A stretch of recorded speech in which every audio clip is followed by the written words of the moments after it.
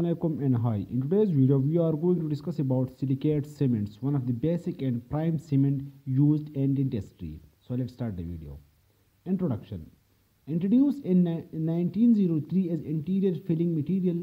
इसकी जो इंट्रोडक्शन है वो हमारे पास कब आया है 1903 में। इसका मतलब ये है कि ये बहुत ही ओल्ड सीमेंट है, इसलिए सिलिकेट सीमेंट हमारे पास JC का पेरेंट सीमेंट है। JC फिर सिलिकेट सीमेंट से डिराइव हुआ है।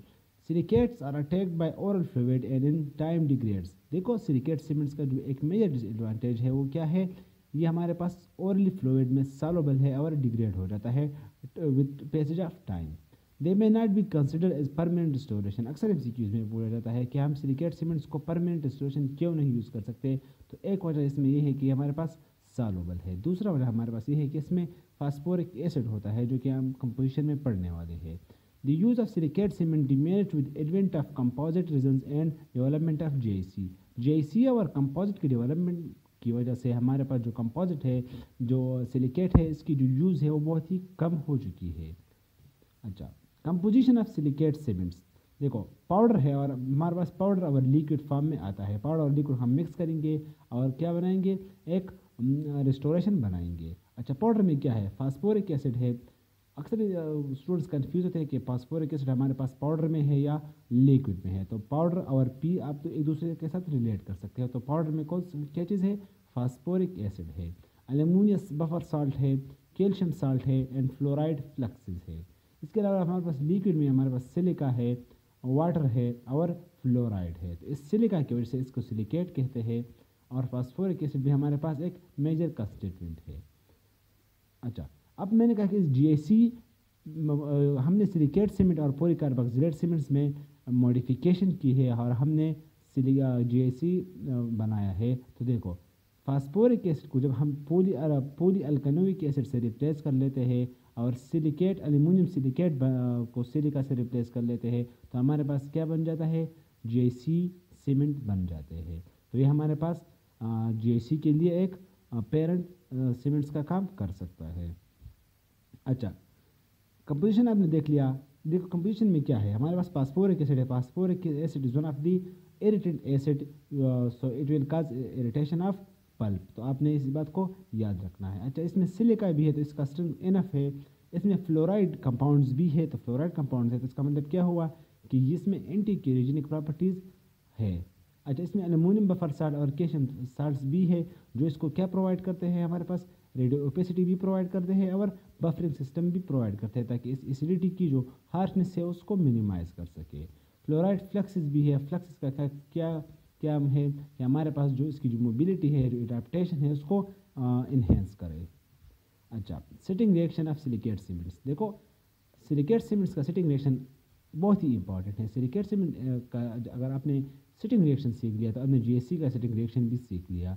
बहुत से कंपाउंड जितने भी हमारे पास एसिड बेस्ड रिएक्शन पर हमारे पास कंपाउंड सिट होते हैं, तो उसकी सिटिंग रिएक्शन आपने लर्न कर दिया।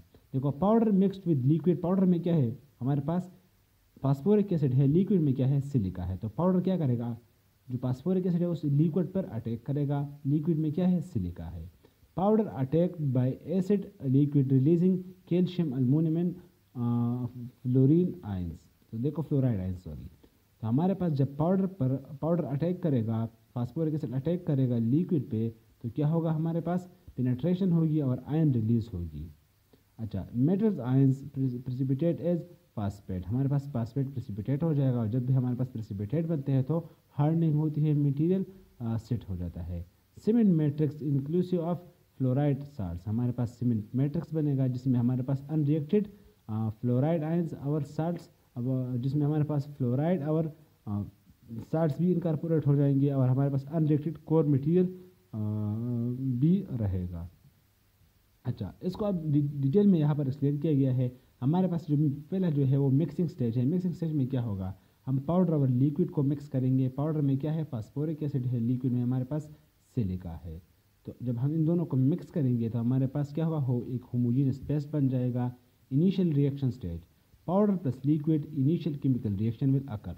The stage involves the dissolution of powder particles, mainly zinc oxide, in the liquid phosphoric acid or polyacrylic acid lead to the formation of gel material।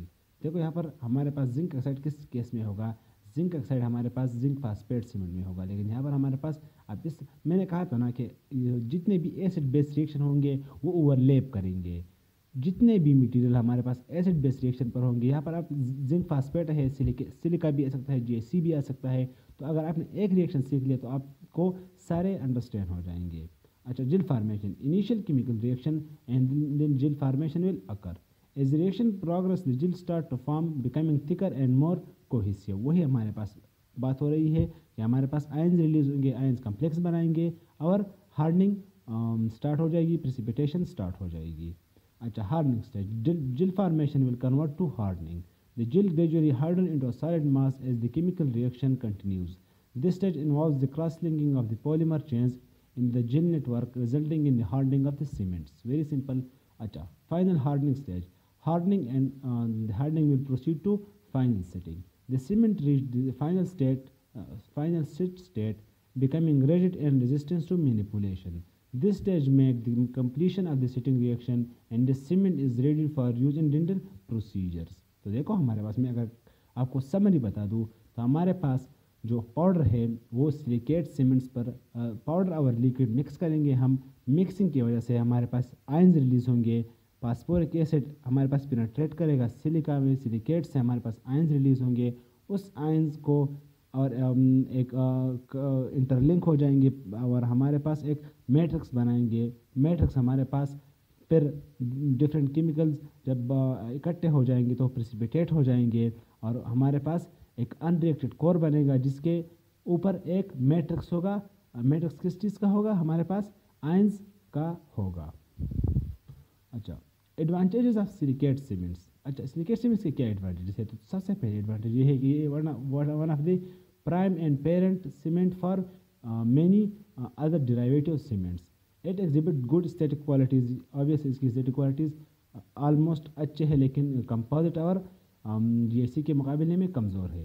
Anti cariogenic property due to less amount of fluorides analog to topical applied fluoride solution. देखो हमारे पास fluoride solution क्या काम भी कर सकता है। Topical fluoride है और एक सिस्टेमिक फ्लोराइड है, तो ये हमारे पास टॉपिकल फ्लोराइड का काम भी कर सकता है। अक्सर एमसीक्यूज में पढ़ता है कि पूछा जाता है कि कौन सा सीमेंट हमारे पास एनालॉग है फ्लोराइड का, तो आपने कहना है कि सिलिकेट सीमेंट।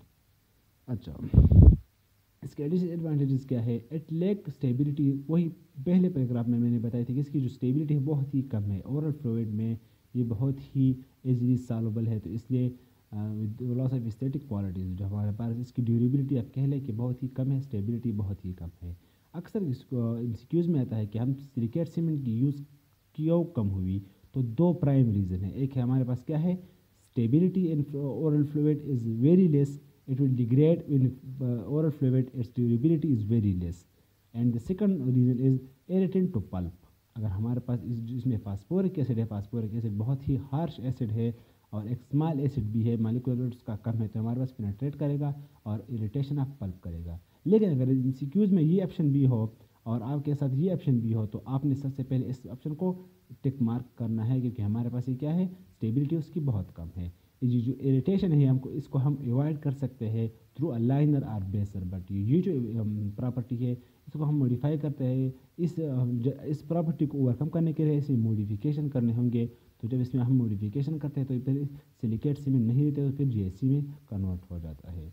अच्छा, इट लेक्स अच्छा, rubber dam is essential for successful silicate restoration. हमें टिश्यू आइसोलेशन चाहिए क्योंकि हमारे पास फास्फोरिक एसिड है तो जो सॉफ्ट टिश्यूज है उसको डैमेज कर सकता है, तो हमारे लिए आइसोलेशन के लिए रबर डैम की ज़रूरत पड़ सकती है। तो that's all, thank you so much for watching. If you learn something variable from this video please give me a favour, like this video, subscribe this channel and thank you so much for watching. और अगर आपकी कोई भी query है, कोई भी question है तो आप कमेंट्स में आस्क कर सकते हैं। यह हमारे सीमेंट सीरीज़ का पहला सीमेंट था और सीमेंट्स हर एक सीमेंट में अलग अलग वीडियो बनाने वाला हो। अगर आपने पहली वाली वीडियो नहीं देखी जिसमें हमने क्लासिफिकेशन बताया है और एक इंट्रोडक्शन बताया है डेंटल सीमेंट्स के, तो वो पहले वो वीडियो वॉच कर ले और फर्स्ट वीडियो से स्टार्ट ले और आखिरी वीडियो तक सीमेंट्स कम्प्लीटली वॉच करें। मैं सारे सीमेंट्स पर वीडियो बनाने वाला हूँ। Thank you so much for watching.